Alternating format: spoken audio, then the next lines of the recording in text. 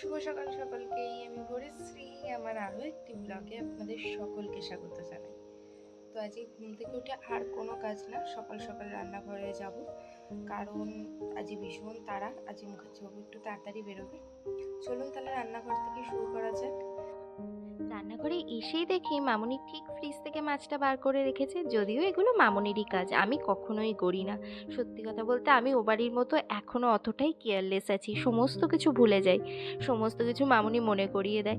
আর শুধুমাত্র কেয়ারিং বলতে এই রান্নাটুকু করি, তাও কোনো কোনো দিন ইচ্ছা না হলে করি না। মামুনি সমস্ত কিছু কুটে বেছে ধুয়ে দেয়, আর আমি দাঁড়িয়ে দাঁড়িয়ে শুধু খুন্তি নাড়ি।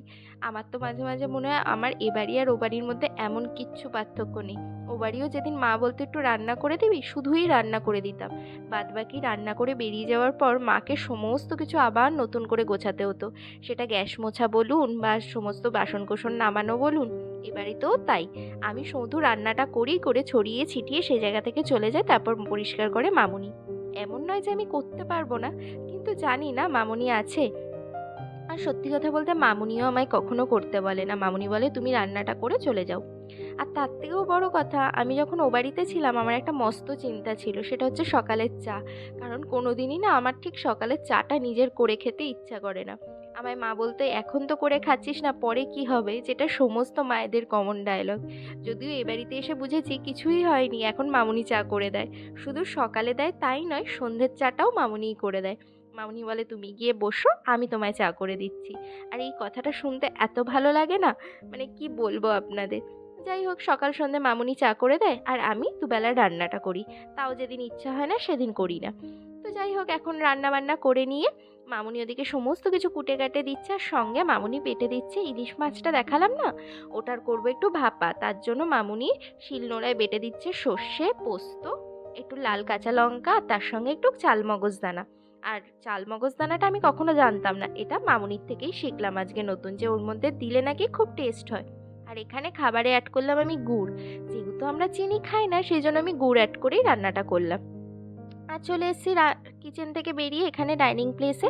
ওটা ভাপা করব, মানে হচ্ছে সর্ষে ইলিশ করব, ওই জন্য ভাপার জন্য সমস্ত মশলাটা, বাটা মশলাটা দিয়ে নুন হলুদ দিয়ে দিলাম। তারপর এর মধ্যে অ্যাড করবো একটু টক দই। টক দই বলতে বাড়িতে পাতা টক দই।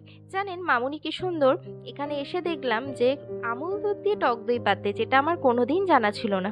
তো দেখলাম আমুল দুধ দিয়ে সেই টক দই পাতলে টক দইটা হয়ও বেশ ভালো। ব্যাস এখানে অ্যাড করে দিলাম 2 চামচ টক দই দিয়ে। আর কি আমাদের হাত, বাঙালিদের হাত ছাড়া হয় বলুন। সুন্দর করে হাত দিয়ে মাখিয়ে নিলাম, নিয়ে ওপর দিয়ে একটু সর্ষের তেল আর একটা লাল কাঁচা লঙ্কা দিয়ে ওটাকে ভাপে বসিয়ে দেবো, তাহলেই হয়ে যাবে ভাপা। ব্যাস, ইজি আর সিম্পল। আর খেতেও বেশ ভালো হয় ভাপাটা। যদিও এটা আমার ফার্স্ট টাইম বানাচ্ছি আমি। তো এখানে ভাপে বসিয়ে দিয়েছি একটা নোড়া চাপা দিয়ে, নইলে না টিফিন কৌটোটা কেমন ভেসে উঠছিল। যাই হোক, এখানে খেতে দিয়ে দিয়েছি মুখার্জি বাবুকে, খেয়ে দিয়ে উনি বেরিয়ে গেলেন। তারপরে আমি মামুনির বানানো 1 কাপ চা নিয়ে বসে পড়লাম। এদিকে মা বসে, ওদিকে বাবা বসে, মা নয় মানে মামুনি বসে, ওদিকে বাবা বসে, দুজনের সঙ্গে গল্প করতে করতে সকালটা শেষ করলাম, রান্নাটা শেষ করলাম। যদিও সকালে এখনো অনেক কাজ আছে ওপরে, সেই কাজগুলো করব, মানে ঘরের কাজ, বাইরের তো কোনো কাজ নেই। তো যাই হোক, টাটা, আবার দেখা হচ্ছে পরের একটা ব্লগে। ভালো থাকবেন সবাই।